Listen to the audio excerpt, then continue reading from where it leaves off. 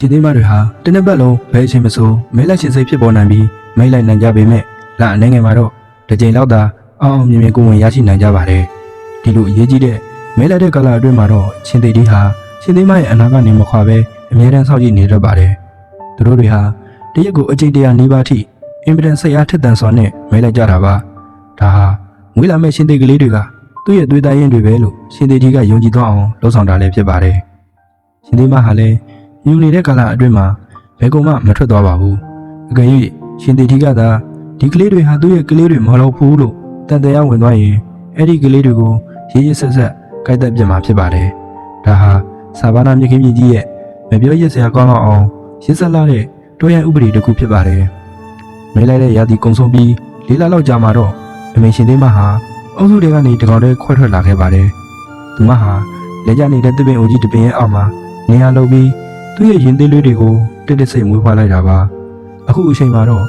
ရှင်သေးကလေးတွေကမွေးကစားရက်သက်တစ်ပတ်နှစ်ပတ်လောက်ပဲရှိသေးတာမို့အင်မတန်နုနေပြီးကိုကာကွယ်နိုင်စွမ်းလုံးဝမချိကြသေးပါဘူးဒါပေမဲ့အန်ဒီကတော့သူတို့နားကိုတက်တက်စိတ်ရှင်းကပ်လို့လာနေပါပြီအနံ့ခံပြီးလိုက်လာတဲ့တော်ကြောအုပ်ကြီးဟာသူတို့ပုံနေတဲ့နေရာကိုဝိုင်းထားလိုက်ကြပါတယ်အခွင့်အရေးတန်ရရင်ဒီတော်ကြောတွေကအနာဂတ်မှာသူတို့ကိုပြန်ပြီးအမဲလိုက်မဲ့တာရက်ပေါက်ဆလေးတွေကိုနှမျောမှုမရှိပဲတက်ပြစ်ကြမှာပါဒါပေမဲ့အမေရှင်သေးမဟာဒီလိုရင်နဲ့စရာအပြည့်အမျိုးကိုဘယ်တော့မှအဖြစ်ခံမှာမဟုတ်ပါဘူးသူမဟာတော်ကြောအုပ်ကြီးနဲ့သူ့ရဲ့ရှင်သေးငယ်လေးတွေကြားထဲမှာတတိရှိရှိနဲ့မတက်ရက်ပြီးကျွဲတော်လုံးကိုတကောင်တည်းရင်ဆိုင်တက်ခိုက်ပါတော့တယ်သူ့ရဲ့အသက်ကိုယဉ်ပြီးတာသမီတွေကိုကာကွယ်ပေးခဲ့တာကြောင့်တော်ကြောတွေအနေနဲ့ကလေးတွေကိုရန်ပြုဖို့အခွင့်အရေးလုံးဝမရခဲ့ပါဘူး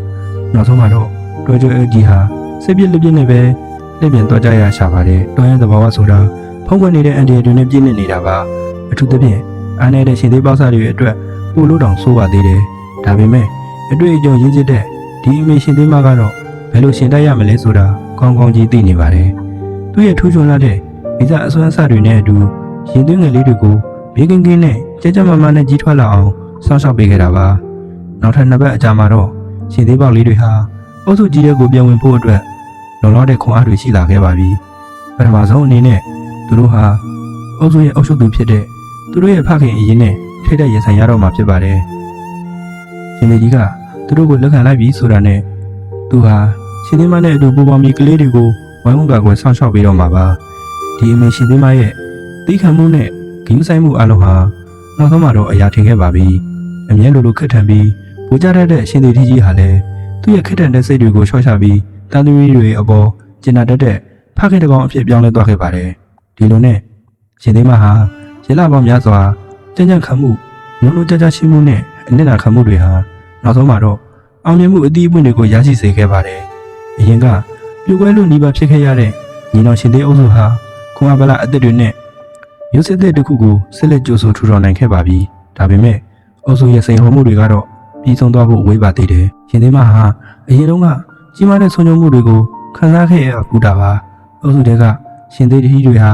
လူတွေထောင်ထားတဲ့အစိမ့်မိခဲ့ကြပြီးလက်မလျှောက်နိုင်အောင်အားရလို့တဲ့ရှင်သေးပေါက်လေးတွေကိုရေးရေးဆက်ဆက်ဆွန့်ပစ်ခဲ့ရကမျက်စိရှိတဲ့ကလေးတွေကိုဆုံးရှုံးခဲ့ရဘူးပါတယ်ဒါဒီမကသေးတဲ့သူ့ရဲ့ညီမဝန်ခွဖြစ်သူစီယနာဟာလည်းအမဲလိုက်ရင်ပြင်းပြထန်တဲ့ဒဏ်ရာရရှိခဲ့ပြီးပျောက်ဆုံးသွားခဲ့ပါသေးတယ်ဒီလိုစက်တိုက်ဆိုသလိုကြုံတွေ့ခဲ့ရတဲ့ဆုံးရှုံးမှုတွေဟာသူမကိုကျုပ်ပဲသွားအောင်မလုပ်နိုင်ခဲ့ပါဘူးရှင်သေးမဟာအခက်အခဲပေါင်းစုံကြားကနေ